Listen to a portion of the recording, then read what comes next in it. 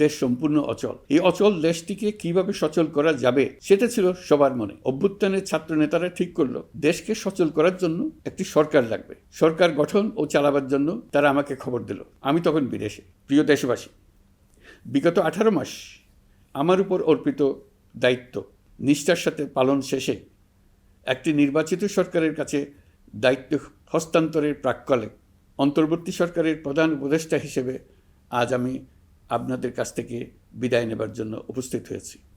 আজ বিদায়ের দিনে 5ই অগাস্টের কথা স্মরণ করে আপনাদের কিছু কথা বলব।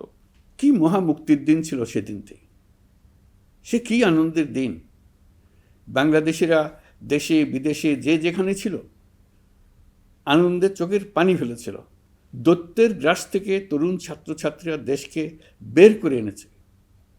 দেশ মুক্ত হয়েছে, কিন্তু দেশ সম্পূর্ণ অচল। এই অচল দেশটিকে কিভাবে সচল করা যাবে সেটা ছিল সবার মনে। অভ্যুত্থানের ছাত্র নেতারা ঠিক করল দেশকে সচল করার জন্য একটি সরকার লাগবে। সরকার গঠন ও চালাবার জন্য তারা আমাকে খবর দিল। আমি তখন বিদেশে। আমি দায়িত্ব নিতে রাজি না।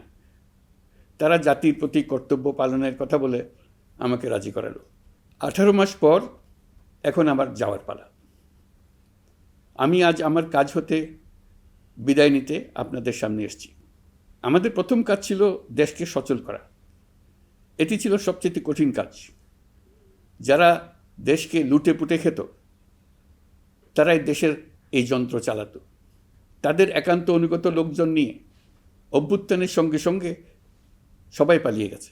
বড় কর্তা পালিয়েছে, মাঝারি কর্তা পালিয়েছে, অন্যরা ভোল পাল্টিয়েছে অথবা আত্মগোপনে চলে গেছে। কেউ নানাজনের সুপারিশ নিয়ে আসছে, তারা অভ্যুত্থানের গোপন সৈনিক ইত্যাদি। সরকারের ভেতর যারা পালিয়ে যাননি তাদের মধ্যে কাকে বিশ্বাস করবেন, কাকে বিশ্বাস করবেন না, এটি মহাসংকট হয়ে দাঁড়ালো।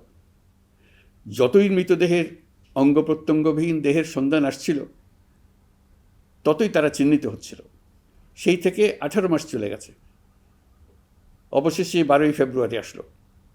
1.5 যুগ পরে দেশে একটি জাতীয় নির্বাচন এবং ব্যাপক সাংবিধানিক পরিবর্তনের জন্য সর্বসম্মত জুলাই সনদের উপর গণভোট অনুষ্ঠান হলো। এই নির্বাচনে উৎসবমুখর পরিবেশ, দেশের সর্বত্র একটা ঈদের পরিবেশ ছিল যা আমাদের ইতিহাসে স্মরণীয় হয়ে থাকবে। এই প্রতিদ্বন্দ্বিতামূলক নির্বাচনে যারা জয়ী হয়েছেন তাদের আমি অভিনন্দন জানাচ্ছি। যারা পরাজিত হয়েছেন তাদেরকেও আমি অভিনন্দন জানাচ্ছি। হার জিতেই হলো গণতন্ত্রের সৌন্দর্য। যারা জয়ী হয়েছেন তারা মোট ভোটের প্রায় অর্ধেক পেয়েছেন। যারা জয়ী হতে পারেননি তারাও মোট ভোটের অর্ধেক পেয়েছেন। যারা জয়ী হতে পারেননি তারা এই জেনে আশ্বস্ত হবেন যে প্রায় অর্ধেক ভোটার আপনাদের উপর আস্থা রেখেছে। আগামী দিন নতুন সরকার দায়িত্ব গ্রহণ করবে। এর মাধ্যমে আমাদের 18 মাসের দায়িত্বের সমাপ্তি হবে।